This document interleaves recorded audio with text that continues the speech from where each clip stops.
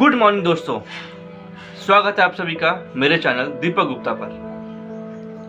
दोस्तों, एक समय की बात है, एक राजा होता है। वो अपने सिपाहियों के साथ जंगल में घूमने जाता है। जब वो अपने सिपाहियों के साथ जंगल में घूमने जाता है ना, तो थोड़ी देर बाद क्या होता है कि बारिश हो जाती है। और ज़्यादा बारिश होने की वजह से राजा और उसके सिपाही जो होते हैं ना, वो कहीं कहीं छिप जाते हैं। जब बारिश बंद हो जाती है, सब बाहर आते हैं, लेकिन सब ऐसे छिप जाते हैं कि राजा जो होता है वो अपने सिपाहियों से बिछड़ जाता है। जब बिछड़ जाता है तो राजा अकेला ही अपने महल की तरफ बढ़ जाता है। जब वो महल की तरफ बढ़ रहा होता है तो रास्ता जो होता है काफी लंबा होता है, तो राजा को क्या होता है, भूख लग जाती है। अब वहां पर 3 बच्चे खेल रहे होते हैं। राजा वहीं रुक जाता है और उन बच्चों से बोलता है कि बच्चों, मुझे भूख लगी है, क्या तुम मुझे कुछ खाने के लिए लेके आ सकते हो? बच्चे जो होते हैं वो अपने अपने घर जाते हैं और उस राजा के लिए खाने के लिए कुछ कुछ ले आते हैं। अब क्या होता है दोस्तों, राजा खाना खा के उसका मन अच्छा हो जाता है और वो उन बच्चों से बोलता है कि मैं तुम लोगों से बहुत ज्यादा खुश हूं, मांगो तुम्हें क्या चाहिए वो मैं तुम्हें दे दूंगा। पहला बच्चा जो होता है वो ये बोलता है कि राजा, मैं जो ना बहुत ज्यादा गरीब हूं, मुझे धन दौलत से भर दो आप। राजा बोलता है ठीक है, मैं तुम्हें धन और दौलत दे दूंगा। दूसरा बच्चा जो होता है ना, वो ये बोलता है कि राजा जी, मुझे जो है ना, मेरे पास घर नहीं है अच्छा सा और गाड़ी भी नहीं है, मुझे बंगला दे दो, गाड़ी दे दो, घोड़ा दे दो। उसके बाद राजा बोलता है ठीक है, मैं तुम्हें ये दे दूंगा। अब बच्चों, जो तीसरा बच्चा होता है ना, वो ये बोलता है कि राजा, मुझे आप आशीर्वाद चाहिए और मैं पढ़ना चाहता हूं, मुझे ज्ञान चाहिए।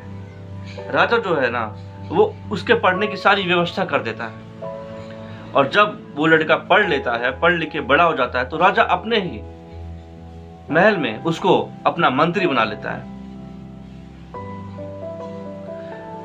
कुछ टाइम के बाद वो राजा जो होता है उस मंत्री से पूछता है, उसको पुरानी बातें याद आने लग जाती हैं और वो ये कहता है, यार वो तुम्हारे जो 2 दोस्त थे वो कहां पर हैं?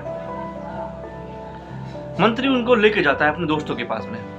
जो पहला दोस्त होता है उसका, जो धन और दौलत की मांग करता है, उससे राजा पूछता है कि अब तुम्हारी क्या हालत है? उसकी हालत जो थी बहुत ज्यादा बदतर हो जाती है दोस्तों। वो राजा से यही बोलता है कि मैं जो धन और दौलत था मेरे पास में, वो धीरे धीरे मेरे से बर्बाद हो गया, क्योंकि मुझे समझ ही नहीं आया कि मैं उन धन और दौलत का कहां पर यूज करूं, कहां इस्तेमाल करूं।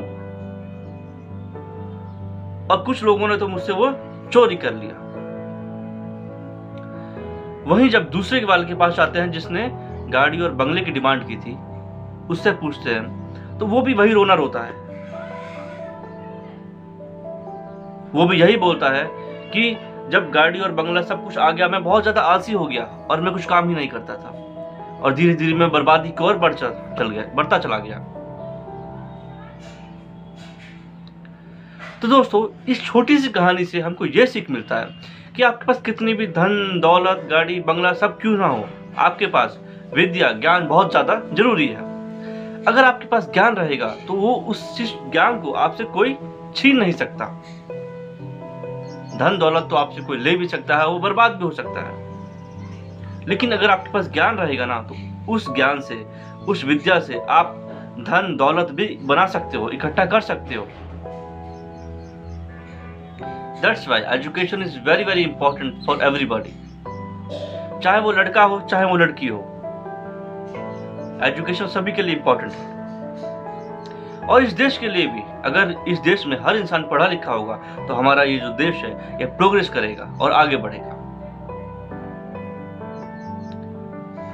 तो दोस्तों, इस छोटी सी कहानी से आपको क्या सीखने को मिला, आप कमेंट जरूर कर देना और लाइक तो आप कर ही दोगे, उसके बाद सब्सक्राइब भी आप कर ही दोगे।